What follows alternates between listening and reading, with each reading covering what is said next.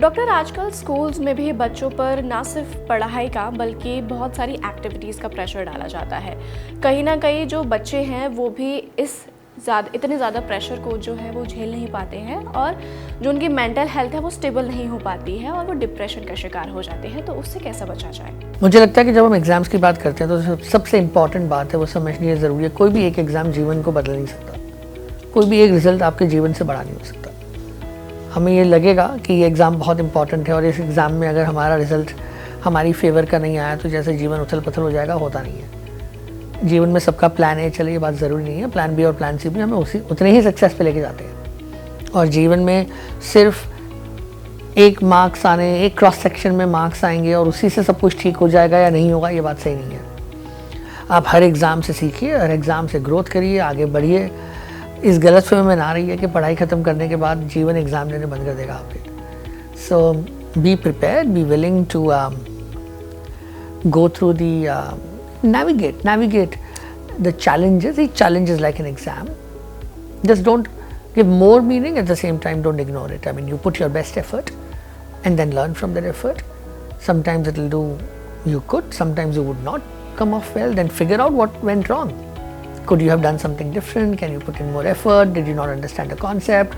Or was it that maybe at that time you were struggling at a psychological level, you were feeling pressure, then you learn how to deal with that pressure, right? I've always given examples from sports. हम सेंचुरियाँ याद करते हैं the great Sachin Tendulkar की, पर उन्होंने भी zero बनाए थे। तो ज़ीरो बनाने में आप जब आउट होते हो किसी बॉल पे तो आप प्रैक्टिस करोगे ना कि इस बॉल पे अगली बार आउट ना। यही जीवन है, कभी ज़ीरो और कभी सेंचुरी आएगी। आप कितनी सेंचुरी बनाएंगे उस पर फोकस करिए, ज़ीरो तो आते जाते रहेंगे। खासकर 11th क्लास में जब बच्चे को स्ट्रीम चूज़ करनी होती है तो उस पर बहुत ज़्यादा प्रेशर क्रिएट किया जाता है। कई बारी उसका मेंटल हेल्थ उस स्टेबल होता ही नहीं है, उस स्टेबिलिटी सिचुएशन में ही नहीं होता कि वो खुद से कुछ डिसाइड कर पाए। तो उस टाइम पर आप पेरेंट्स को क्या टिप्स देना चाहेंगे? You will always be under pressure to do something or the other by someone or the other.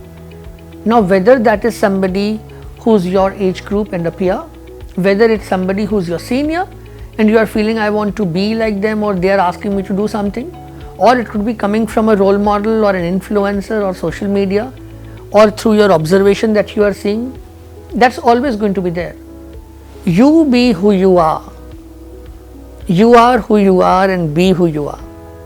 And you never need to cross a line that you don't believe is who you are. That is the only way to deal with this. Learn to say no without any hesitation. Saying a yes even when you don't feel like it, you're harming yourself more than anything else.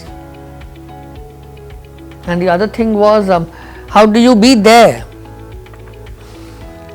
Be there in the real sense, not an emoticon or not a reaction or not just a sign or a symbol. Be there. If somebody is struggling, meet them, spend time with them. If you can't be there, talk to them, but be there in the real sense. If somebody is struggling, don't be critical. Don't nag, don't judge, don't blame. On the contrary, listen more. Listen so that they feel a sense of affirmation, a sense of validation of what they are feeling, and so that you can help them find a solution. Encourage help-seeking behavior by yourself also engaging in help-seeking behavior, and when somebody comes and seeks help, without hesitation, bring it out with your compassion. Speak up your views, but with responsibility.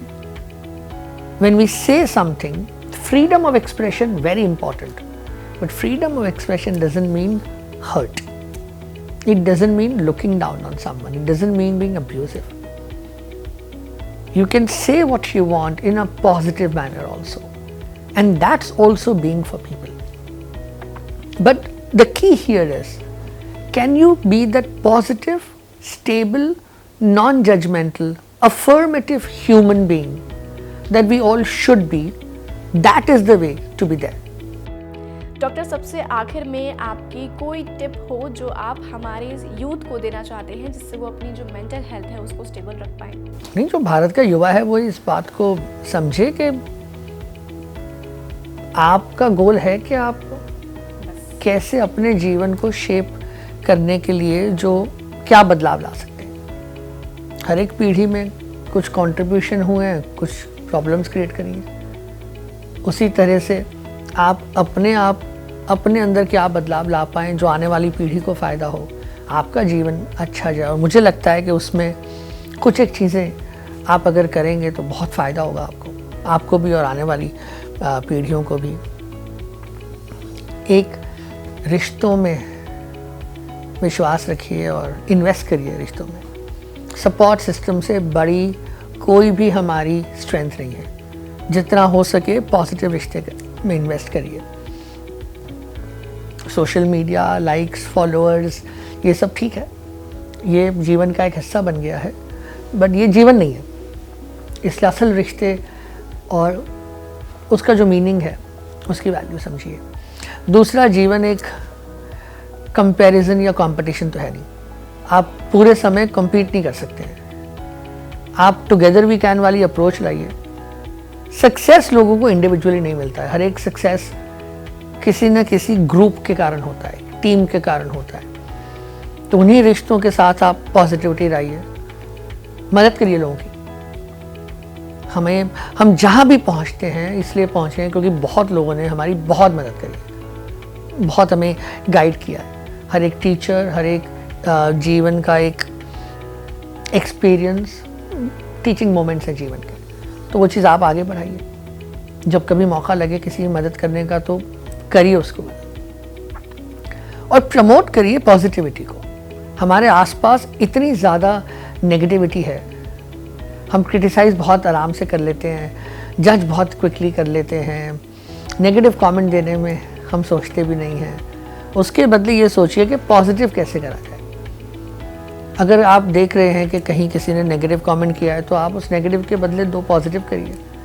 Positivity अगर आउटनंबर कर देगी negativity को तो सोचें कि जो भारत का युवा है वो खुशी कितनी ज़्यादा महसूस होगी आपको।